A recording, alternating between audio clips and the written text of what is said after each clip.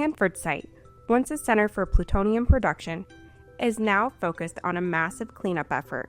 With a $3 billion annual budget and a projected timeline of over 60 years to complete cleanup, finding effective solutions is a priority for the community.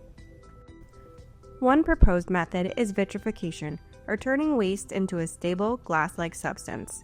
However, in a recent study conducted by the Government Accountability Office, grouting was identified as another option for treating some of the waste at Hanford. This approach could reduce both time and costs.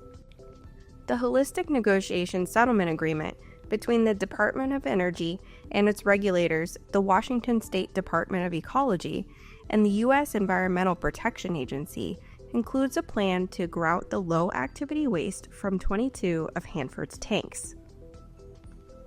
This is a significant step forward, and combined with vitrification, will be critically important to reducing long-term risks and costs. The big thing, of course, is radioactivity. Otherwise, this site wouldn't even have a mention. Okay, there's much more contaminated sites chemically, and they hurt a lot more people in the environment than Hanford ever has and ever will. So the radioactivity is kind of the funny thing. There's 4 types of radioactive waste, and it has almost nothing to do with the amount of radioactivity. Okay, it has to do with where it came from. Okay. So spent nuclear fuel from a commercial reactor is the hottest. It's also the easiest to handle because it's a solid. I mean, it's metal and ceramic and oxides and things. There's no liquid to it. There's nothing can leak, so it's actually just a solid. And the next is high-level waste for making of nuclear weapons. There's no such thing as high-level commercial waste or high-level anything else except military waste. So it's the waste for making bombs, high level. And again, it doesn't really have anything to do with the level of activity. Okay, it has to do with where it came from. And then the third one is transuranic waste, which of course no one's ever heard of. Transuranic meaning above uranium, so including uranium, plutonium, neptunium, all the EMs at the end of the periodic table. And then low-level waste, which is kind of, medical waste. Most of it's actually contaminated dirt. So it's just low-level, and that's fine. It doesn't really matter where it came from. So there are really 2 different things to think about. And unfortunately, people just lump radioactivity as radioactivity. It's all the same. It's like, no, it isn't at all the same. And when they say something is deadly for 50,000 years, it's like, no, you can hold plutonium in your hand. It's not going to hurt you. You have to breathe it in to have any health effects. So it really matters what the radioactivity is and what the time scale you're talking about. You put it through a series of 5 steps, separations. And the first 2, you separate out most of the fission products, the hot stuff. And that's why we call it high level, okay? Because the fission products are the ones that are generally hotter. And then the next 3 steps, you're polishing the plutonium and recovering uranium for future use. Those are kind of polishing steps. So the first 2 steps, the waste from that goes into the high-level waste tanks. That's what the high-level waste tanks are.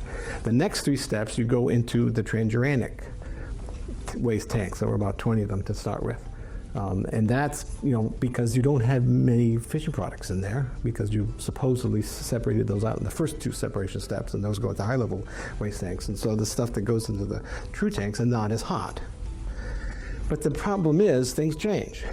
So we started filling these tanks in 1945, 44, and things change, things decay. We had a lot of tanks that actually we had connected, so we'd fill up one, and it would spill into the next one, fill that up, and spill into the next one. Well, that's kind of a titration in its own right. So each of those tanks are going to be different. Even though the input might be the same, the way you separate them, things will settle out in the first tank, and they won't get into the second tank, and that kind of thing. So all the tanks are a little bit different, and it's hard to figure out what they were. Now, in the 1970s and 80s, we removed a bunch of cesium and strontium, which I mentioned are the only ones left after 5 years that are really hot. So we removed those out and put them into capsules. And so the high-level waste tanks, and they've been through 2 decay lives of cesium and strontium, there's hardly any hot stuff left. I mean, there's nothing in the high-level waste tanks that you would even think of as high-level, okay, except where they came from. And that's the definition. They came from those first 2 steps. So the high-level waste doesn't matter what the reactivity is. So in anything in the true tanks, what was left? But the true tanks are not full, or were not full, of fission products, so they didn't decay that fast because the decay of plutonium uranium is quite slow. So they never were all that hot, and they were always destined for a transuranic repository like we have in New Mexico. So things have changed. Now, when you talk about what to do now, and you say, well, high-level waste, we need to turn it into glass. Well, it's not high-level waste anymore. Why do you need to turn it into glass? Because the barcode on it still says high-level waste. So again, this is more of a bureaucratic and administrative issue than it is a scientific issue. And that's what we're kind of struggling to do. Plus, we have not chosen a final destination for all of this stuff, so that also makes it difficult.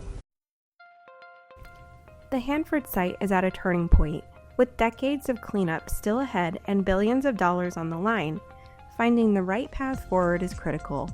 While vitrification has long been the plan, newer studies suggest that adding things like grout treatment capabilities could save both time and money.